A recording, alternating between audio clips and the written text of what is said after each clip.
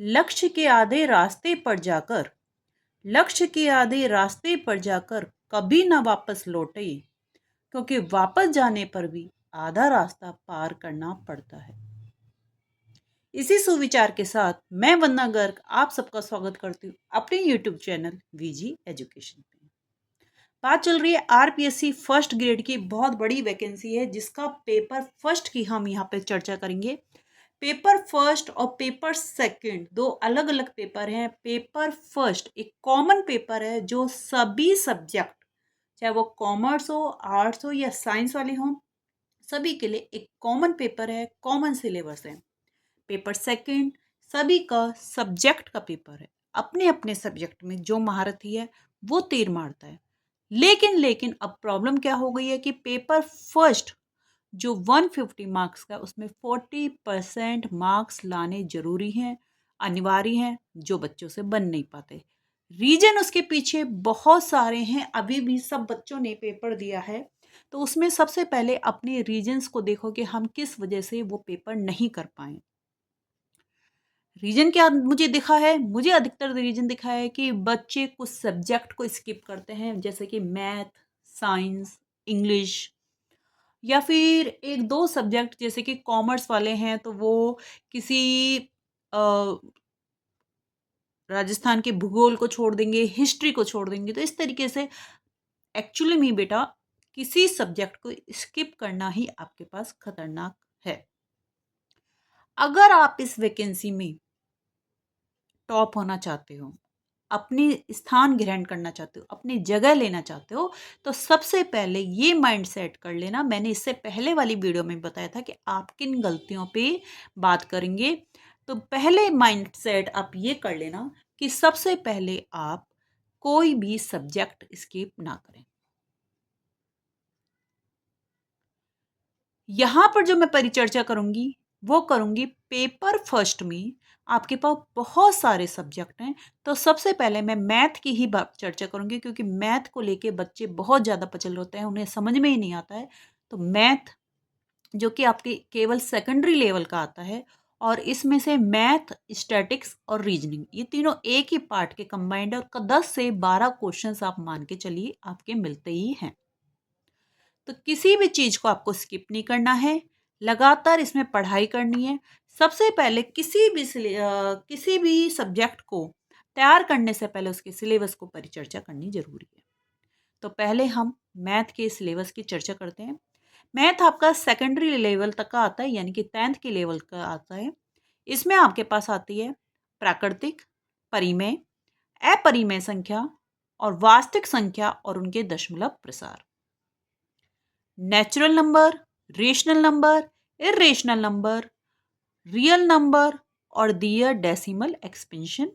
आपको ये सब चीज़ टफ लगेगी, लेकिन मैं एक एक चीज़ आपको यूट्यूब पे बिल्कुल क्लियर करवाऊंगी। आप मेरे साथ बने रहना।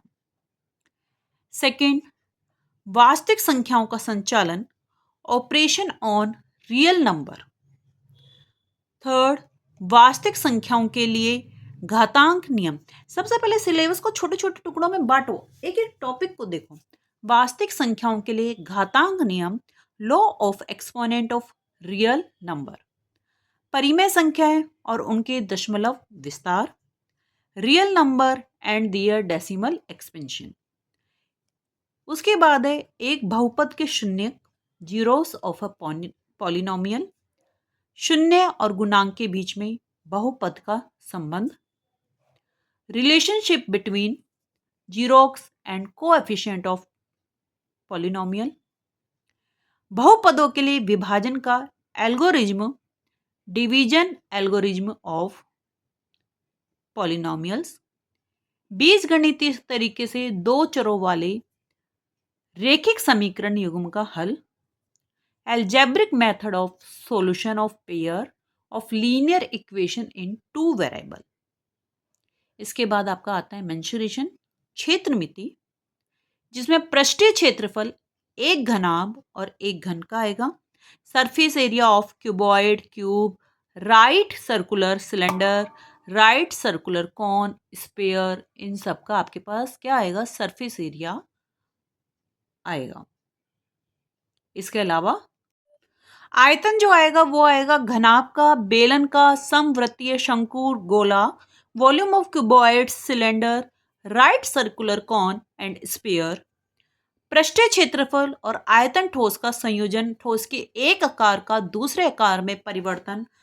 ये सबसे मोस्ट इंपॉर्टेंट पॉइंट है, इसमें मोस्ट भी आप डाल सकते हैं इस पॉइंट के ऊपर।